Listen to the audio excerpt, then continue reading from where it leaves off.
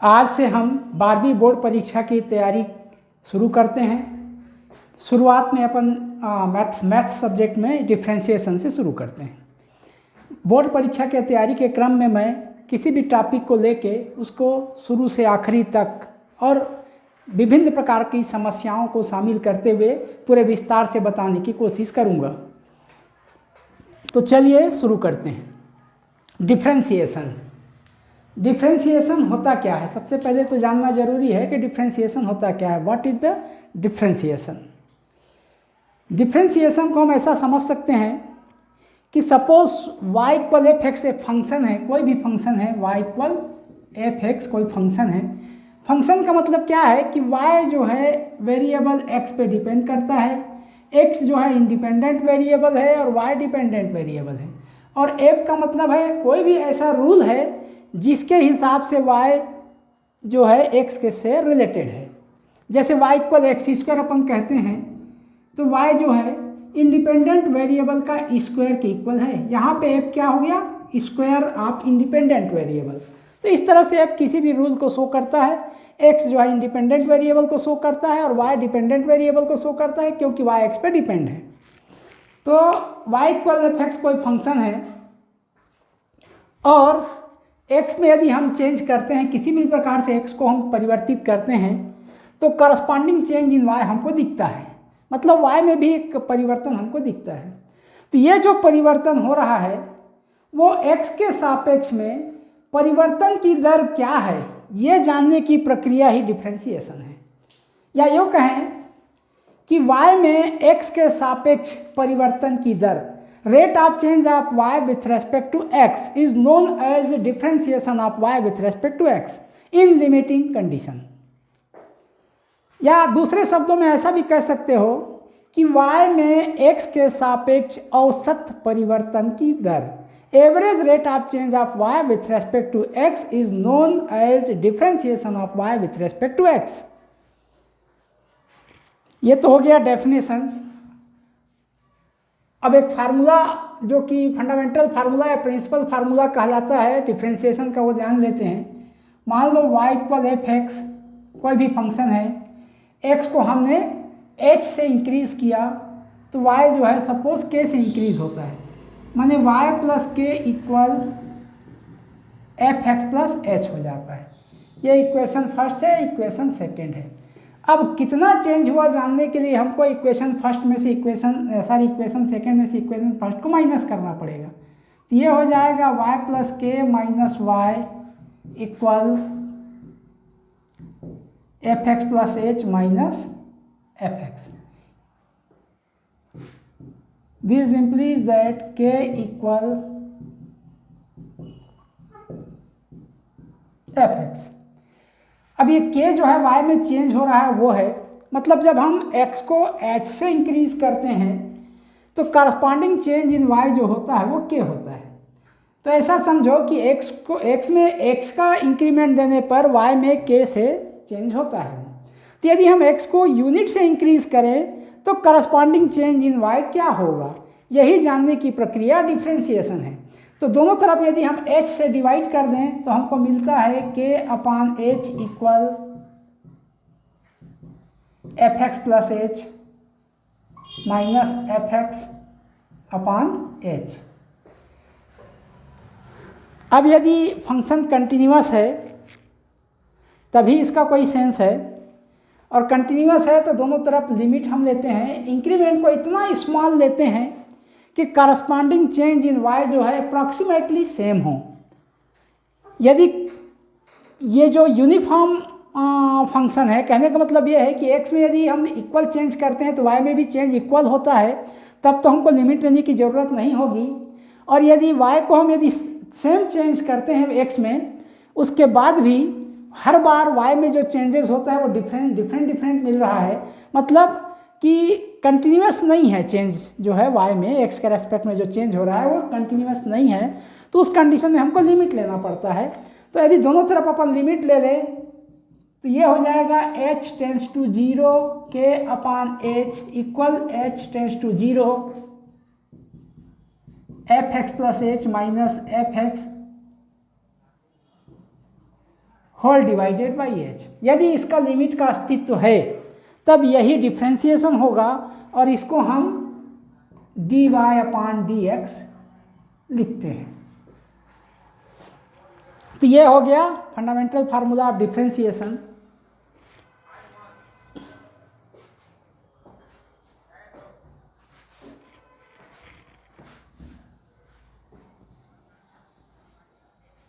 इस फार्मूला का यूज कैसे करेंगे, चलो एक आध एग्जांपल से अपन देख लेते हैं।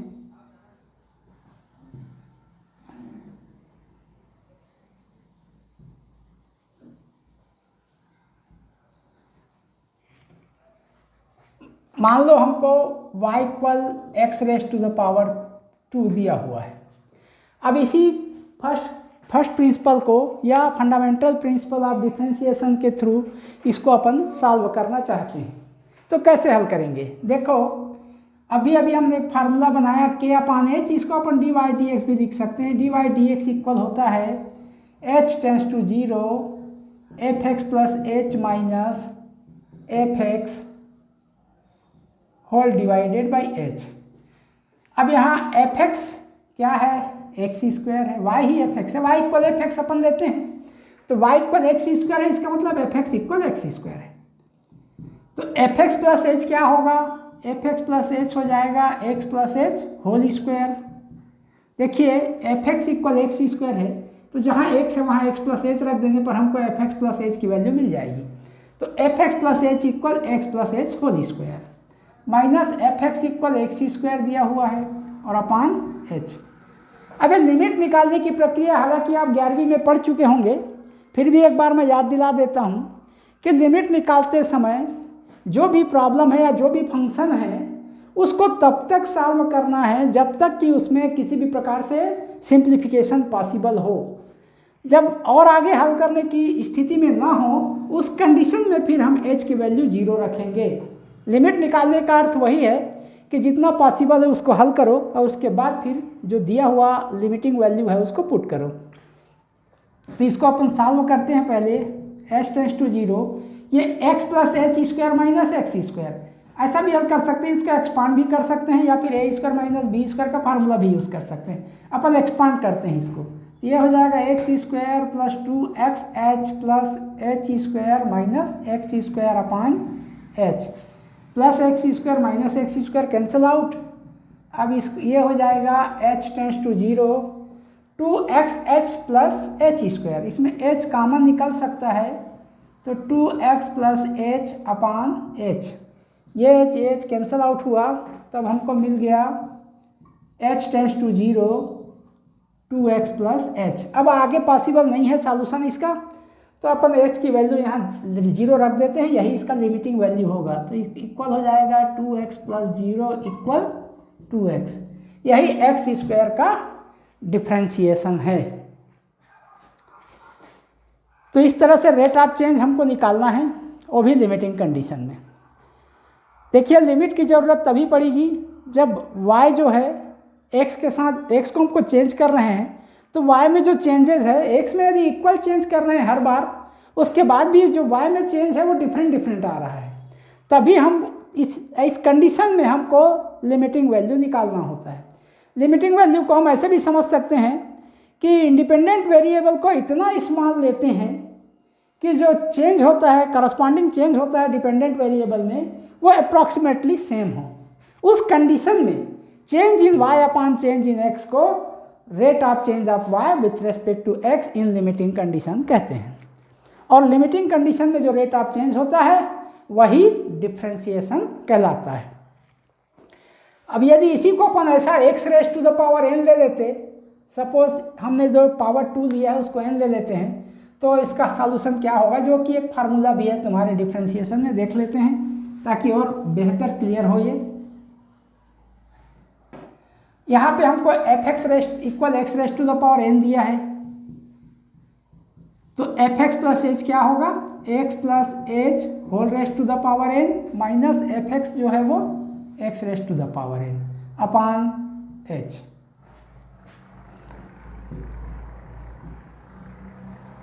अब इसको बाइनोमियल एक्सपांशन करना है, क्षमा करें थोड़ा सा डिस्टर्बेंस के लिए। अब यदि हम आगे बढ़ते हैं, इसको अपन को सॉल्व करना है, तो एक तरीका ये है कि इसको एक्सपांड करते हैं। बाइनोमियल एक्सपांशन तुम 11th में पढ़े होगे, और उसी एक्सपांशन का फार्मूला यूज़ करके एक्सपांड करने पर हमको मिलता है x raise to the power n plus n x raise to the power n minus 1 into h plus n into n minus 1 upon factorial 2 x raise to the power n minus 2 h square and so on. यहाँ पे binomial expansion से ये x raise to the power x plus h raise to the power n को अपन लिख सकते हैं x raise to the power n plus n x raise to the power n minus 1 into h and so on minus x raise to the power n whole divided by h। ये plus x raise to the power n और minus x raise to the power n cancel out होगा। अब हमको मिला h tends to 0, इन सभी में h common निकाल देते हैं हम बाहर, तो मिल जाएगा n x raise to the power n minus 1 plus n into n minus 1 divided by factorial 2 x raise to the power n minus 2 h and so on whole divided by h। Common factor को अपन cancel कर देते हैं। उसके बाद जो मिला, अब इससे ज़्यादा पॉसिबल नहीं है इसको हल करना, तो अपन लिमिट ले लेते हैं h टेंड्स टू 0। इस तरह से n x raise to the power n minus 1 plus 0 हमको मिला n x raise to the power n minus 1। यही x raise to the power n का डिफ्रेंसिएशन है, जो कि एक फार्मूला की तरह आप याद रख सकते हैं। अब इससे पहले जो मैंने बताया था x स्क्वायर का डिफ्रेंसिएशन, यदि हम इस फार्मूला को यूज़ करें तो तुरंत आ जाता है 2 into x raise to the power 2 minus 1 equal 2x। तो इस तरह से हमने बताने की कोशिश किया कि वास्तव में डिफ्रेंसिएशन होता क्या है, और फर्स्ट प्रिंसिपल के थ्रू हमने कुछ फंक्शंस का डिफ्रेंसिएशन करके भी आपको बताया। ऐसे ही यदि हम बहुत सारे फंक्शंस का फर्स्ट प्रिंसिपल के थ्रू डिफ्रेंसिएशन करें और उसको अपन जो भी हमको रिजल्ट मिलता है वो हम फार्मूला की तरह यूज़ कर सकते हैं। जैसे एक और एग्जांपल मैं देता हूँ, y इक्वल साइन एक्स, इसका अपन डिफ्रेंसिएशन क्या होगा यदि हमको जानना है, तो चलो y इक्वल साइन एक्स पे विचार करते हैं हम।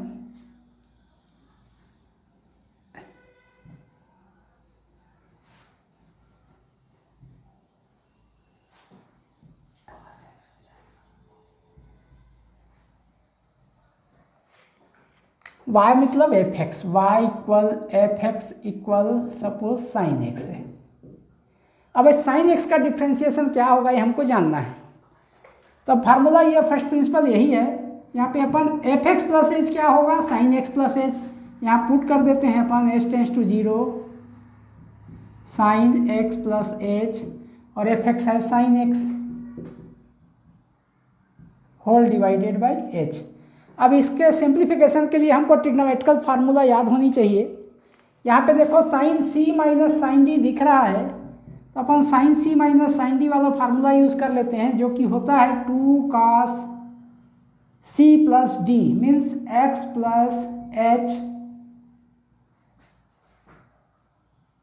Plus cos c plus d माने x plus h plus x whole divided by 2 sine c minus d means x plus h minus x whole divided by 2 upon h. H tends to 0, 2 cos x plus x means 2x upon 2 plus h upon 2 sine h upon 2।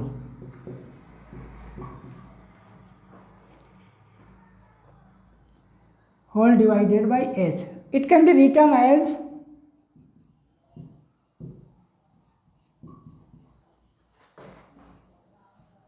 cos x plus h by 2 into sin h by 2 upon h by 2। ये जो 2 है उसको हमने denominator में इसको transfer कर दिया है, इससे कोई फ़र्क नहीं पड़ेगा। इसको अपन लिख सकते हैं h tends to 0 cos x plus h/2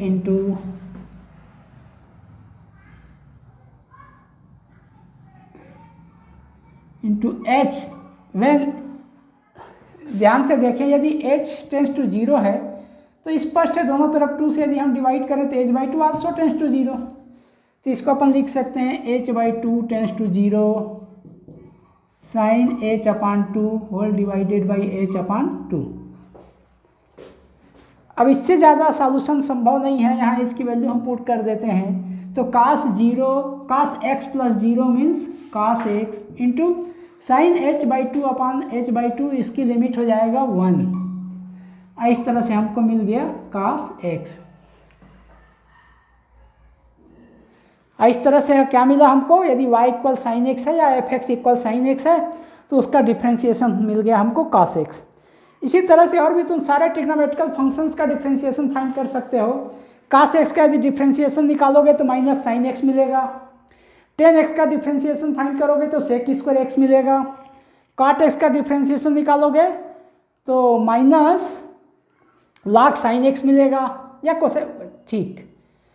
और इसी तरह से tan x का डिफ्रेंशिएशन निकालोगे तो साइन अपान कास होता है, देखो tan x का डिफ्रेंशिएशन sec स्क्वायर x होता है, ये तुम ये फार्मूला यूज़ करके निकाल सकते हो। ये जितने भी रिजल्ट तुमको मिलेंगे उसको फार्मूला की तरह यूज़ करना है और याद होनी चाहिए, तो तुम उसको क्वेश्चन हल करते समय फार्मूला की तरह यूज़ कर सकते हो। अब और कुछ क्वेश्चन करते हैं डिफ्रेंशिएशन से रिलेटेड।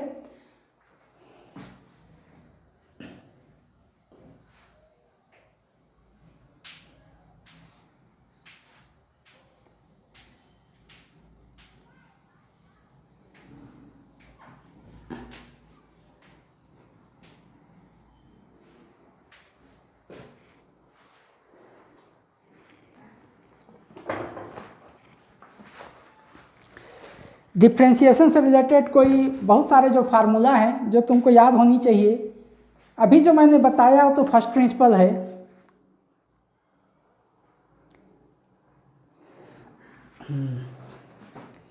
अब आप दूसरा पॉइंट है डिफ्रेंशिएबिलिटी। हम कैसे चेक करेंगे कि कोई भी फंक्शन किसी दिए हुए पॉइंट पे डिफ्रेंशिएबल है या नहीं है, तो इसके लिए हमको राइट हैंड डिफ्रेंशिएबिलिटी और लेफ्ट हैंड डिफ्रेंशिएबिलिटी दो पॉइंट चेक करना होता है। यदि दोनों सेम आ जाता है किसी पॉइंट पे तो हम मान लेते हैं कि उस पॉइंट पे वो डिफ्रेंशिएबल है। मान लेते हैं suppose y equal f x का हमको किसी पॉइंट x इक्वल ए पे चेक करना है कि वो डिफ्रेंशिएबल है या नहीं है। Let y equal f x. अब राइट हैंड डिफ्रेंशिएबिलिटी क्या होता है, देखो राइट हैंड डिफ्रेंशिएबिलिटी मैं शार्ट में RHD लिखा हुआ हूँ, जिसका मतलब होता है right hand differentiability at any point x equal a is given by h tends to 0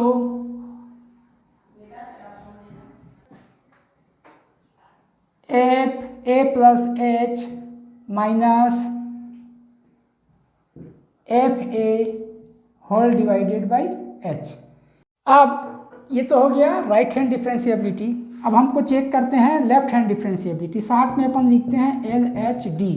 किसी भी पॉइंट पे सपोज x इक्वल ए है तो LHD at x equal a ये दिया जाता है h tends to 0 f a minus h minus f a whole divided by minus h से। सपोज इसका भी वैल्यू f डैश a आता है। कहने का मतलब ये है कि right hand differentiability and left hand differentiability किसी पॉइंट x इक्वल ए पे यदि सेम आता है तब हम कहते हैं कि वो फंक्शन जो है उस दिए हुए पॉइंट पे डिफरेंशिएबल है। और यदि डिफरेंट मिलता है इसका मतलब है कि वो डिफरेंशिएबल उस पॉइंट पे नहीं है। अब एक आध एग्जांपल लेके समझ लेते हैं।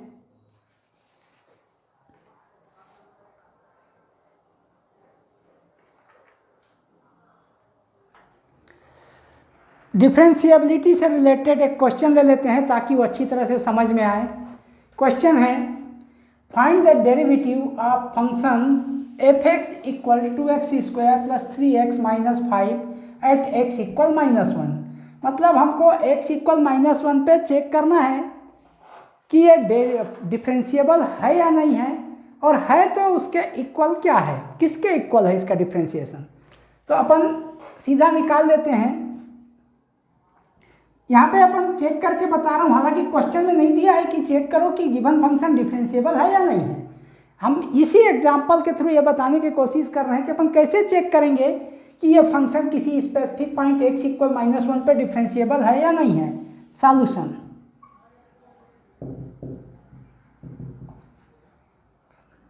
पहले अपन RHD निकालते हैं, right hand differentiability at x = -1। Formula है h tends to 0 f - 1 plus h minus f - 1 upon h। अब यहाँ पे देखो f - 1 plus h fx equal ये जो दिया हुआ है वहाँ जहाँ f - 1 प्लस h का वैल्यू यहाँ से हमको फाइंड करना है। तो ये होगा 2 × -1 plus h whole square plus 3 × -1 plus h -5, फिर माइनस f - 1, जहाँ जहाँ x है वहाँ -1 रखो और जो मिलेगा वही f - 1 होगा। तो यहाँ हो जाएगा 2 × 1 -3 -5 means 2 - 8, 2 - 8 means -6 whole divided by h। आगे इसको सॉल्व कर लेते हैं। h टेंड्स टू 0, ये हो जाएगा -2 × 1 plus h square minus 2h, इसको एक्सपांड किया है, ब्रैकेट ओपन कर देते हैं यहाँ, -3 plus 3h -5 minus minus plus 6 whole divided by h। अब यहाँ पे देखो +2 -3 -5 प्लस 6, तो +8 और -8 इस तरह से नंबर तो 0 हो जाएंगे, या ऐसा लिख सकते हैं अपन, इम्प्लीज दैट 2 + 6 मीन्स 8 -8, फिर 2h स्क्वायर, फिर -4h प्लस 3h मतलब -h whole divided by h।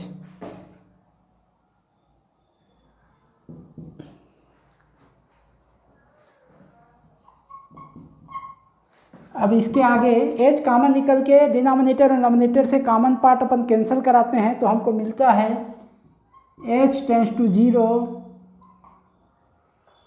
2h - 1 अपान 1। अब यहाँ h की वैल्यू 0 रख देते हैं क्योंकि इससे ज़्यादा सॉल्यूशन पॉसिबल नहीं है, तो हमको मिल जाता है -1। इस तरह से इसका लेफ्ट हैंड डिफरेंशिएबिलिटी -1 मिला। अब आगे राइट हैंड डिफरेंशिएबिलिटी चेक करना है।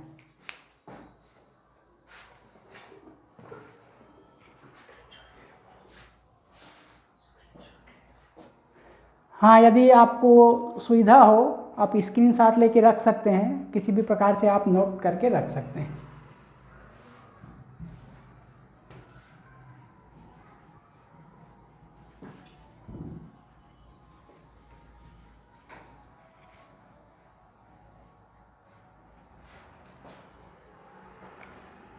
अब हम लेफ्ट हैंड लिमिट निकालेंगे, left hand differentiability sorry. Formula होता है h tends to 0 f - 1 - h minus f - 1 whole divided by -h। अब -1 -h हमको -1 - h के करस्पॉन्डिंग fx फाइंड करना है, मतलब जहाँ जहाँ x है वहाँ -1 - h पुट कर देते हैं तो हमको मिल जाएगा h tends to 0 -1 -h square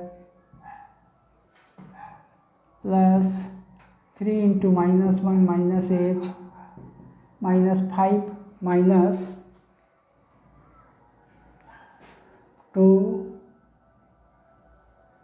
2 और -8 मतलब -6 होल डिवाइडेड बाई -h। अब इसको एक्सपांड कर देते हैं, ये होगा इसको 1 प्लस एच का होल स्क्वायर भी ले सकते हैं, क्योंकि माइनस दोनों में कॉमन निकाल देते स्क्वायर के कारण वो प्लस हो जाएगा। तो 1 plus 2h plus h square minus 3 minus 3h minus 5 plus 6 whole divided by -1 minus h sorry.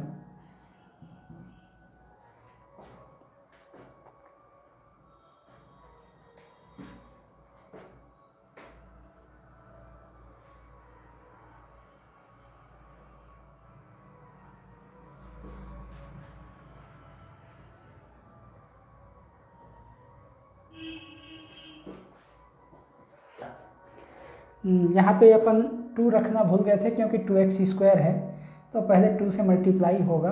अब आगे अपन इसको हल करें तो मिलता है, देखो equal h tends to 0 2 plus 4h plus 2h square minus 6 plus -8 plus 6 means -2 minus 3h whole divided by -h।